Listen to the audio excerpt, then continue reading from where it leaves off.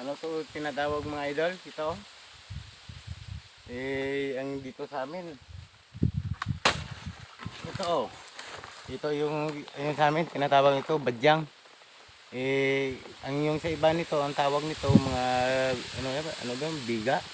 Ano ba yung ito ata kinakain ng mga idol, pero ako natakot ako kung subukan ko kasi medyo makati ata mga idol.